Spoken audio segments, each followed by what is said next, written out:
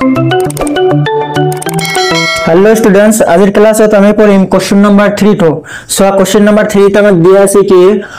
प्रस्तुतक दिक दुगुण होवाকৈ এখন आयताकार बागिचार सानिकी प्रस्तुत करातो सम्भव हबने जाते यार काली 800 वर्ग मीटर है यदि सम्भव यार दिक और प्रस्त उलिया कि करिब लागे आमार परीक्षा करि चाब लागे जे प्रस्तुतक दिक दुगुण होवाকৈ तार माने प्रस्त यदि 2 হয় और दिकটো आमार 4 হব লাগিব तार माने तार डाबल হব লাগিব दुगुण হব লাগিব এনেকুৱাকৈ आमार এটা आমৰ বাগিচা আৰু आমৰ বাগিচাটা কেনেকুৱা হব লাগিব আয়তাকাৰ হব লাগিব এনে ধৰণৰ आमार এটা আয়তাকাৰ বাগিচা प्रस्तुत करातो सम्भव हबने नाई आमाक परीक्षा करिब लागे आरु यदि सम्भव হয় यार दिक आरु प्रस्त उलियाब लागे सो तार कारणे आमी कि करिम प्रथमत आमी धरि लम जे धरा हल आयताकार बागिचार प्रस्त x मीटर आरु आयताकार आমৰ बागिचार दिक 2x मीटर याते सोआ प्रस्तটো x मीटर धरिसो हेइ कारणे दिकটো कि लिखिसो आमी 2x की कारण लिखिसो कारण याते कोआ আছে कि प्रस्ततকৈ दिक दुगुण হব লাগিব तार माने प्रस्त जितो হবো নাইবা प्रस्त তুমি जितो ধৰিবা তাৰ লগত 2 এটা পূৰণ কৰিলে কি হবো আমাৰ দিকটো হৈ যাব দুগুণ মানে 2 গুণ কৰিব লাগিব ইয়াতে प्रस्तটো x ধৰিছিল তেনহলে দিকটো কি হ'ব তাৰ দুগুণ তাৰ মানে 2 এটা পূৰণ কৰিব লাগিব x ৰ লগত प्रस्तर লগত হল তেনহলে দিকটো কি পাবা তুমি 2x আৰু এটা বস্তু দিয়া আছে কি আমাৰ কালিটো দিয়া আছে সোয়া ইয়াৰ কালি কিমান দিয়া আছে 800 वर्ग मीटर 800 আমি वर्ग मीटर মানে মিটার স্কয়ার এইখানে বস্তু দিয়া আছিল সেই কারণে আগতীয়াকৈ লিখি লৈছো যাতে ভিডিওটো অলপ শর্ট হয় এতিয়া আমি মেন অংক লৈ আহিছো ইয়াতে সোয়া যেহেতু আমাৰ কালিৰ মানটো দিয়া আছে না নাই আৰু আকৃতিটো কেনেকুৱা আমাৰ আয়তাকাৰৰ নিচিনা গতিকে আমি কি কৰিম ইয়াতে আয়তৰ কালিৰ ফৰ্মুলা ব্যৱহাৰ কৰিম যেটো আকৃতিটো आयतर निचिना गतिके कालिर सूत्र आमी कार व्यवहार करिम आयतर कालिर सूत्र व्यवहार करिम एतो स लिखि दिसु जे आयताकार बागिचार काली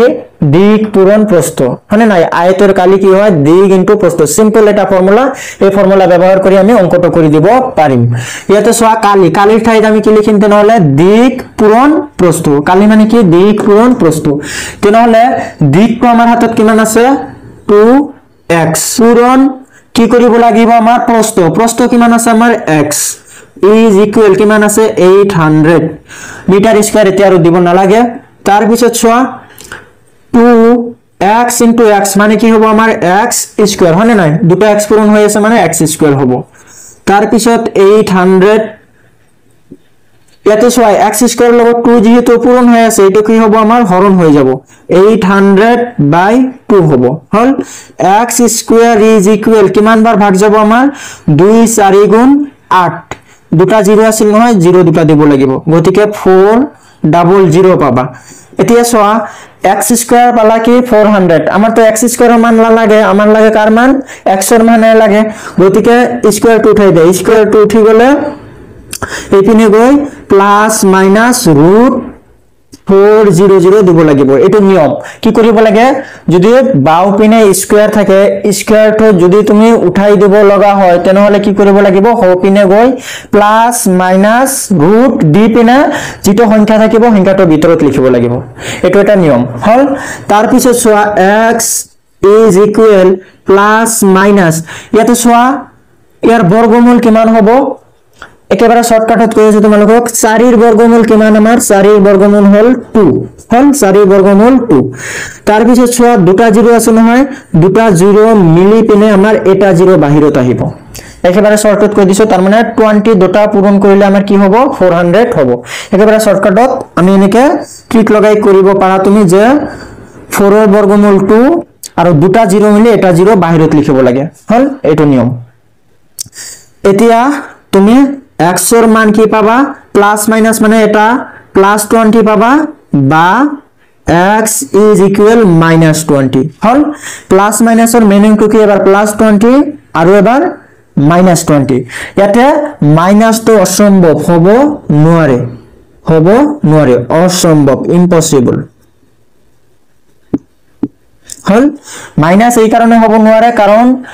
x টু কি প্ৰস্থ এটা দিক কেতিয়াও মাইনাস হব নোৱাৰে সেই কারণে কি অসম্ভব গতিকে আমি x এর মান কি ধরিম 20 বুলি ধরিলাম এতিকে লাস্টত এটা লাইন লিখিবা যে কি ধরিছিলা এইটো সেই বস্তুটো ইয়াতে লিখি দিবা যে এটাকে আয়তাকার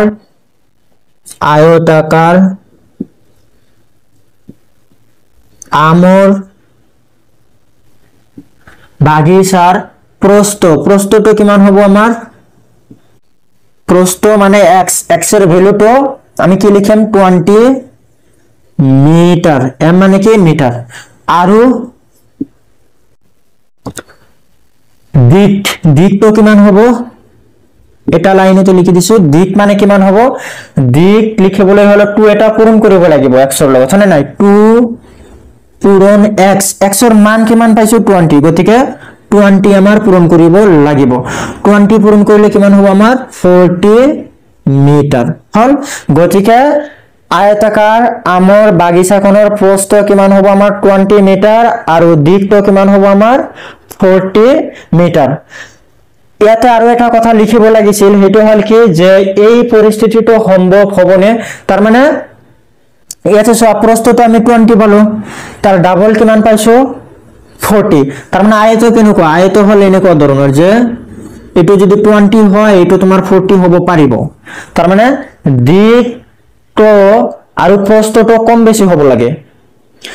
বুঝি পেলা তার মানে প্রস্থ 20 এটো কি আমার 40 তার মানে দিকটো কম আছে প্রস্থটো বেশি আছে তার মানে এটো কি হবো পারিব আমার আয়ত হবো পারিব হল আর যদি গোটেইখিনি 20 ওলাল হেতেন তেন হলে এনেকো হবো 20 এটো 20 তেন হলে আমার বর্গ হই যাব হল গতিকে যেহেতু দিক আৰু প্ৰস্থটো আমাৰ বেলেগ ওলাইছে গতিকে এটো কি হবো আমাৰ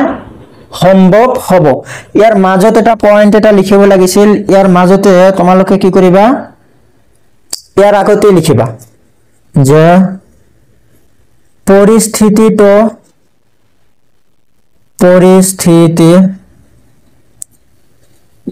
পৰিস্থিতিটো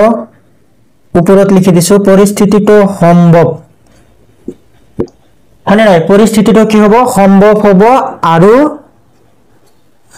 আয়তাকাৰ আমৰ বাগিচাৰ প্ৰস্থ 20 মিটাৰ আৰু দিক 40 মিটাৰ একেবাৰে শৰ্টকাটত লিখি দিলো আগত খালি এটা লাইন লগাই দিবা পৰিস্থিতিটো সম্ভৱ হল না ইয়াত আমাৰ এটা কথা সুধিছিল যে সম্ভৱ হ'বনে নাই গতিকে সম্ভৱ হ'ব আৰু সম্ভৱ যদি হয় দিক আৰু প্ৰস্থ ওলাব লাগে দিকটো কিমান হ'ব আমাৰ 40 মিটাৰ আৰু প্ৰস্থটো কিমান হ'ব 20 মিটাৰ সো কোশ্চেন নাম্বাৰ 3 এৰ সলিউশন আমাৰ ইমানখিনি একেবাৰে সহজভাৱে তোমালোকক শিকাই দিলো ইমান লং প্ৰসেছত নগৈ গতিকে আজিলৈ ভিডিওটো ইমানেই ভিডিও ভাল লাগিলে লাইক কৰিবা আৰু ভিডিওবিলাক শেয়াৰ কৰিবা আৰু চেনেলত প্ৰথমবাৰৰ বাবে আহিলে চেনেলটো সাবস্ক্ৰাইব কৰি লবা যাতে মই ভিডিও আপলোড দিয়াৰ লগে লগে তোমালোকে নোটিফিকেশন এটা পাই যাও সো আজিলৈ থ্যাংক ইউ